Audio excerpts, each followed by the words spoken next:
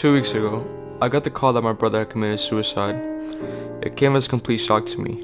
I know it's a cliche, but Jerry really didn't seem like the suicidal kind, if there is such a thing. Sure, he had problems just like we all do. He was in a bad car wreck in college, and battled depression for months after he realized that surgery and rehab was only going to give him most of his mobility back, not all. But that was 7 years ago. He hardly even limped anymore, had a good job, and had just started dating a great girl a few months earlier. He hadn't said anything concrete, but I could tell from talking to him that they were in love, that he thought Lacey was the one. She was the one who called me first, and she sounded crushed. I drove out that night, and amid funeral arrangements and spending time with my parents and Lacey, I was so busy taking care of things that I didn't have time to stop and really let it sink in. My brother, one of my best friends since I was born, was really gone. It wasn't until I was sitting in his empty house, surrounded by belongings that I had to pack up or throw away, that I broke down and began to cry. I was crying so hard, so focused on my newfound grief that I didn't hear the doorbell at first. When I did, I debated not answering it, as I rarely answered my own door.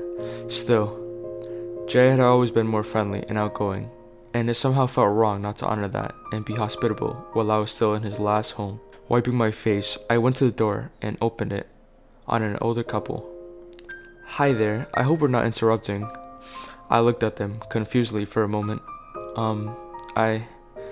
Jerry's not here." The woman frowned. "Oh, we know, honey. We heard what happened to him." The man leaned forward, as though to whisper, though when he spoke, his voice was loud and harsh in my ears. "Terrible thing. Good guy. Terrible thing." The woman's frown deepened as she glanced at the man and then thrust forward a covered dish. We lived just next door, but we didn't know him well enough to come over during the funeral and whatnot.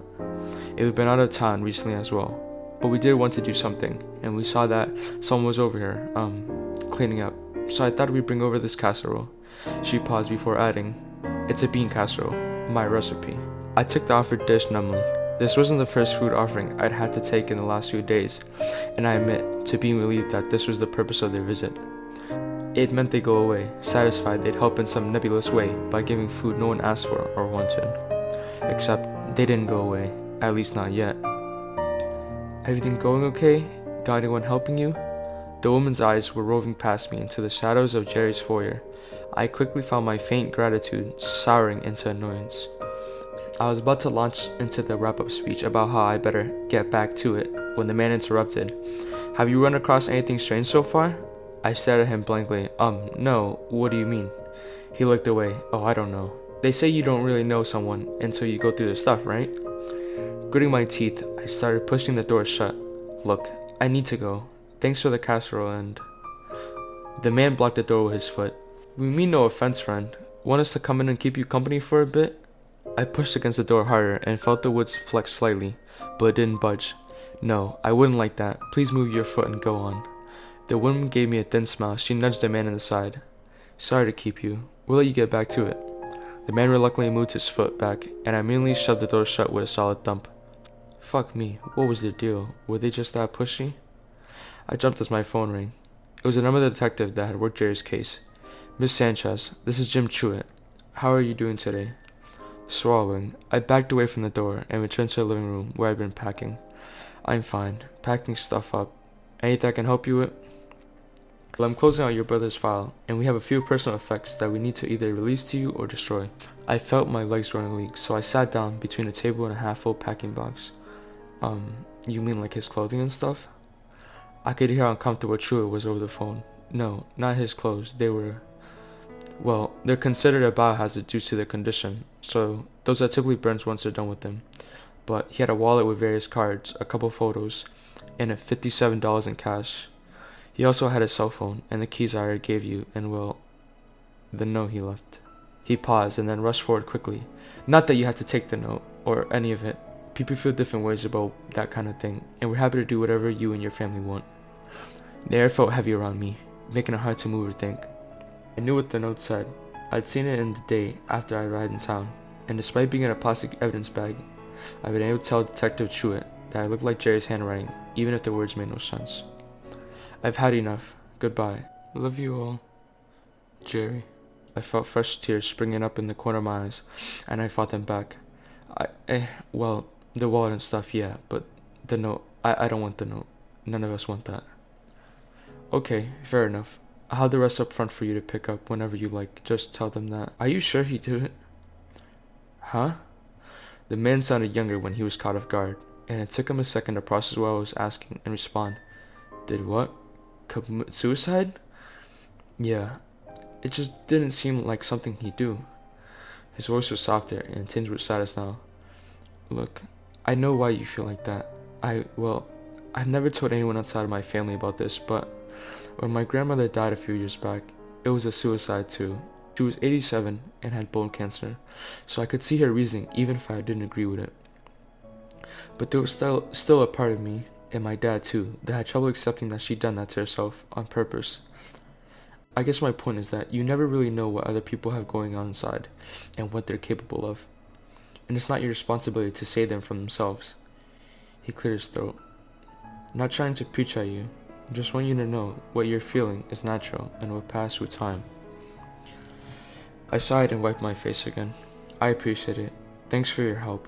I hung up, and it was as I was leaning forward to set my phone on the floor that I caught a glimpse of white under the table next to me. My first thought was that it was a warranty paperwork or something similar that the maker of the furniture had stapled to the underside of the table, and that Jerry had never known. But as I looked closer, I saw it was a small white envelope that had been taped there. My mouth was dry as I reached for it and gave it a tug. It was well secured, and it took 3 yanks to free the envelope without tearing it. Once I was holding it, I studied it for a moment. There was no writing on the envelope, and it looked fairly new. New enough that most likely Jerry had put it there during the nearly 3 years he had lived in the house and had this furniture. Licking my lips, I gently opened the envelope. Inside was an instant camera photo and a short note. I felt my stomach lurch as I recognized Jerry's handwriting immediately. If someone finds this note, please know that if I have died or gone missing, it was not of my own free will. They keep finding ways in. I don't know why they keep coming, but I know they do things to me while I'm asleep. The door keeps popping up. I took a picture of it. They're growing angry, and I don't know what to do. Please help me if you can, or if it's too late, please get away. Get far away. I read the note 5 times before turning to the photo. It was a picture of what looked like one of the walls in the dining room, and in the middle of it was a tall door of dark wood and black metal. I'd have to check, but I didn't remember any door like that in the entire house. First though, I needed to call a detective back, tell him what I'd found. Pushing Riddell, I clenched my phone hard enough to make it creak when his voicemail picked up. I left him a vague but urgent message, but after I hung up, I was unsure what to do. I could call 911 or go to the police station, but odds are they would just give me back over to Truett anyway, since he'd worked Jerry's death. And I was angry and scared, but there was no reason to think that waiting a few minutes or hours would make some huge difference to anything now. So I went over and laid down on the sofa, planning to just rest and organize my thoughts for a little while before trying to call the detective again. Before I knew it, I was asleep, and when I woke up, night had fallen, and the house was dark except for dim patches of light streaming in from the street lamps outside. I began to sit up when I heard a noise coming from the kitchen. It was a stealthy, furtive noise, and my first thought was a mouse or rat. Shuddering at the thought, I got up and began easing my way through the house. I knew the layout of the furniture well enough to avoid the chairs and tables, but the scattered boxes were a different matter. I stumbled on 3 between the sofa and the dining room. It was as I looked back up from bumping to the third that I thought I saw a quick movement in the shadows across the dining room and heading into the hall. I froze for a moment and then fumbled for my phone to turn on the light. I shined the light across the far end of the dining room and the hall beyond, but I didn't see anything. I thought and also checked the walls of the room. No door like in the picture either. Hearing blood pounding in my ears, I found the switch and flipped on the light.